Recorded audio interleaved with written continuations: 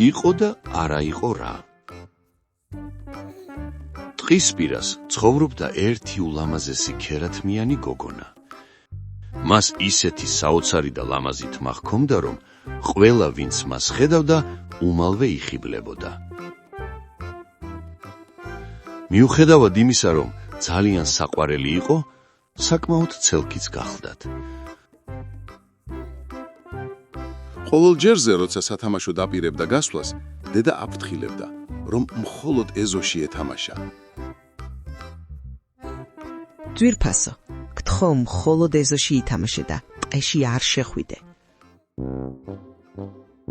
ტყის სიღრმეში, ქოხში ცხოვრობდა დათვების ოჯახი.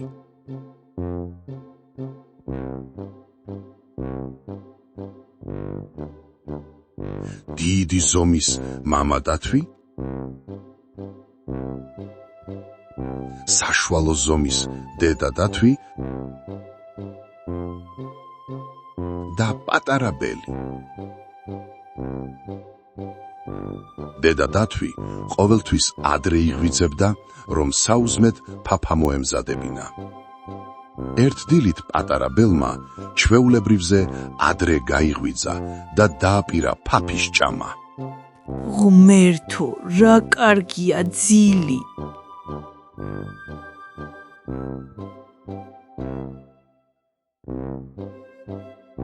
მაგრამ ფაფა ჯერ ცხელი იყო და დედა დათვს კითხა. დედა, შეიძლება ტყეში გავისეირნოთ, სანამ ჩვენი ფაფა გაგრილდება?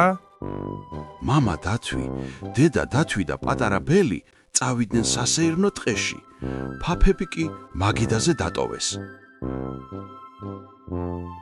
ამ დროს ოქროსფერთმიანი გოგონა, სანამ დედა დაასრულებდა საუზმის გაკეთებას, ეზოში თამაშობდა და ელოდებოდა. მაგრამ ძალიან მობეზრდა ერთსა და იმავე ეზოში თამაში და თან ძალიან აინტერესებდა რა მოხდებოდა თუ ტყის სიღრმეში გაისეირნებდა. დავიღალე მხოლოდ ეზოში თამაშით. რაიმე უნდა მოვიფიქრო. მან ირგვლივ მიმოიხედა. დაინახა, რომ არავინ იყო და ტყეში წავიდა. ტყეში სეირნობისას მამა დათვი ცალკე წავიდა სახლისთვის ხის ჩხირების შესაგროვებლად. დედა დათვმა და პატარა ბელმა კი განაგრძო სეირნობა და ხეზე ფუტკრის სკა დაინახეს. რამხელა სკა, დარწმუნებული ვარ, თაფლით იქნება სავსე. დედა, შეიძლება თაფლი ვჭამოთ? არა, ჩემო პატარავ. ეს თაფლი ფუტკრებს ეკუთვნით. ეს სკა მათი სახლია. დაუკითხავად სხვის სახლში შესვლა და მათი საჭმლის მირთმევა არასწორია. მართალია, ფიქრობ უნდა მოვიცადო, სანამ სახლში დავბრუნდებით. ჩემი საყვარელი ფაფა რომ მივირთვა.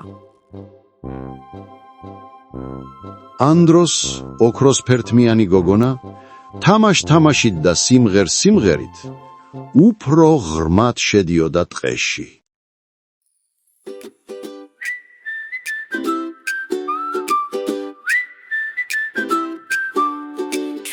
Truლა პეპლებო, შეხარი ხართ მზეს, დღეს დაველებს ამშვენებთ, მიფერადებთ დღეს. დღეს დაველებს ამშვენებთ, მიფერადებთ დღეს. დედას გამოვეპარე, ძებნას დამიწყებს, მალე უნდა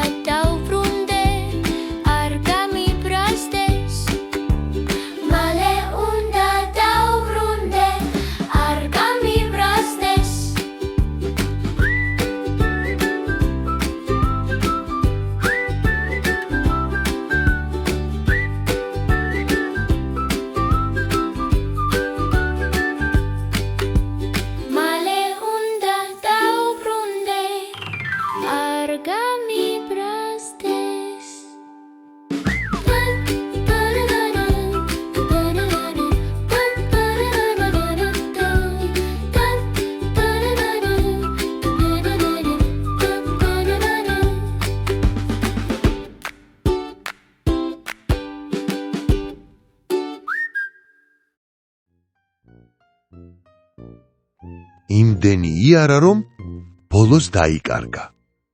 უკან დაბრუნება კი სცადა, მაგრამ ვეღარ გაეგო, რომელი იყო სახლისკენ მიმავალი ბილიკი. დაღონდა. მგონი დავიკარგე. დედიკოსთვის უნდა დამეჯერებინა. უკვე დაიღალა და თანაც მშიერი იყო. სადაც ატირილს დაიწყებდა, მაგრამ ცოტა კიდევ რომ გაიარა, ხეებს შორის დაინახა დათვების ოჯახის სახლი. ჯერ დააკაკუნა, მაგრამ კარი არავინ გააღო. მერე ფანჯრიდან შეიხედა, მაგრამ არავინ ჩანდა. გოგონა ისევ კარისკენ დაბრუნდა და ახლა უფრო ძლიერად დააკაკუნა.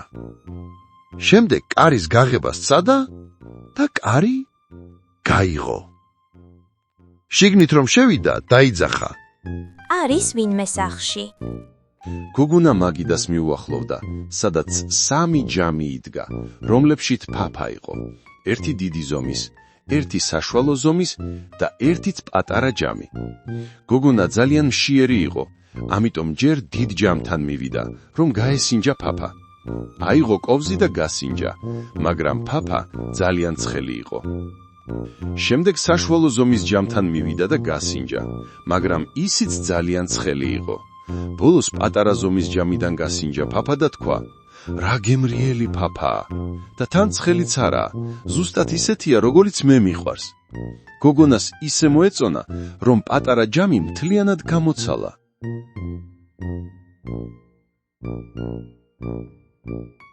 როდესაც ისაუზმა და დანაყრდა, შევიდა ოთახში, სადაც ბუხრის წინ 3 სკამი იდგა.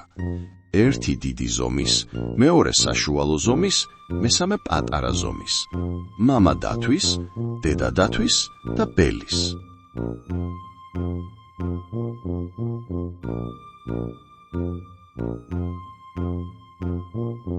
ჯერ მამა დათვის სკამზე დაჯდა, მაგრამ არ მოეწონა.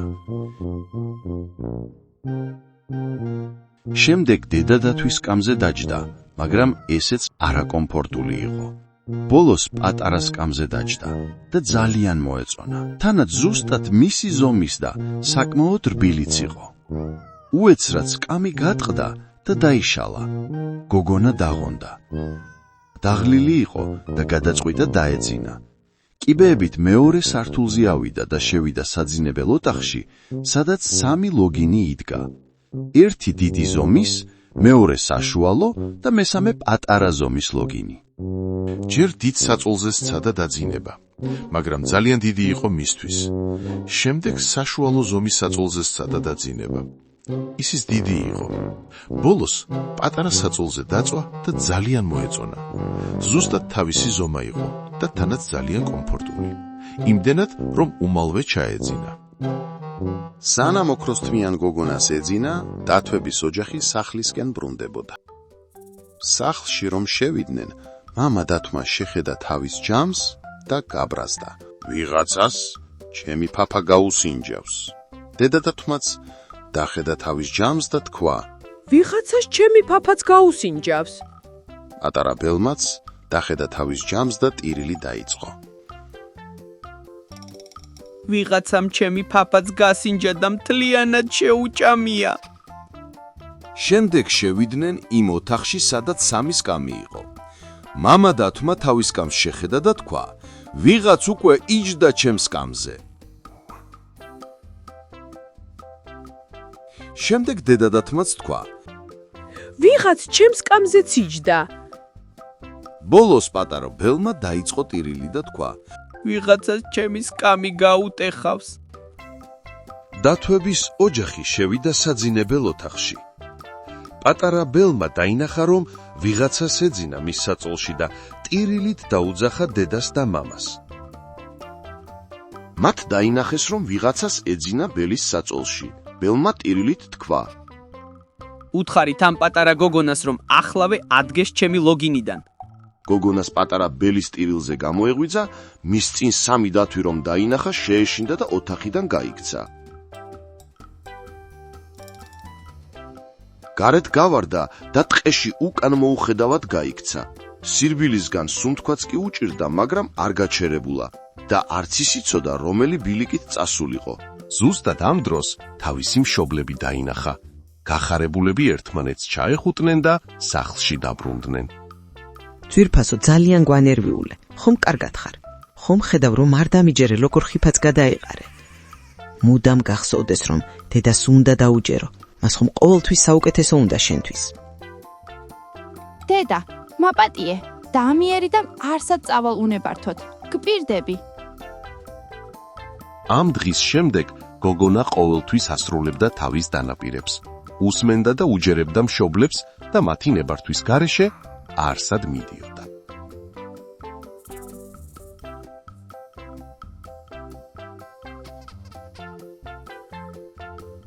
მოიწონეთ ვიდეო და გამოიწერეთ არხი, ზღაპრების სამყარო,